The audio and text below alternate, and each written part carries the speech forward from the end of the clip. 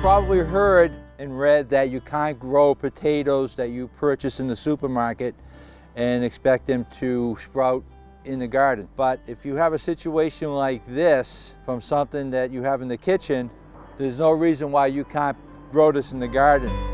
This is a seed potato. This is something that was purchased specifically to plant in the garden. And the only difference I can see between the two of them is that this one has been washed and this hasn't.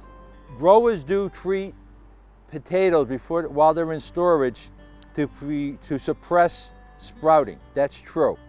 And that's why you're told you can't plant something right from the supermarket and put it in the garden.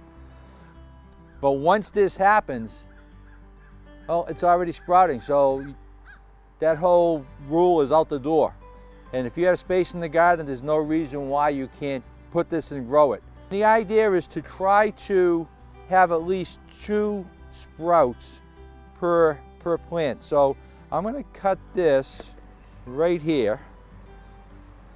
And I've got one here and here, so I'm probably going to go something like this. So now I have, from one potato, I have 3 potatoes.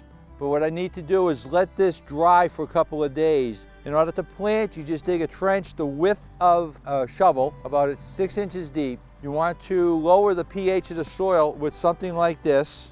This is just an soil acidifier. Spread some of the soil acidifier in there. Work it in with your pitchfork. So now you have a nice base. You set the potato tubers in the soil, work it in a little bit, and then cover it about 2 inches and walk away. As the sprouts come and break through the soil and they grow and grow, then you start backfilling the trench. And after about a month, all of the soil you dug out of the trench will be back in, and you just keep adding. You keep pulling the soil up against the sprouts as they're growing. And then come August, when the plant dies back, dig up the potatoes, you'll have plenty of them. One of the good things about lilies, daylilies, Asiatic lilies, doesn't really matter. You can just about dig these up any time of the year and transplant. I have a situation here where this is the pathway between my yard and my neighbor's yard, and it's just becoming overgrown.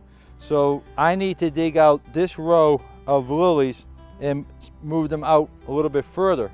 In the process of doing that, I might as well split them. So the way to do this is fairly simple. You come out about 6 inches beyond the plant and you just pry underneath it.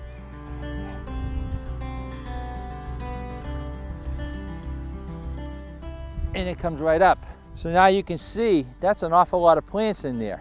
So the easiest way to split it is to take your long handle fork and just press it in, and then take another long handle fork and put it between the same tines and press that in. And then all you have to do is pull and they come right apart.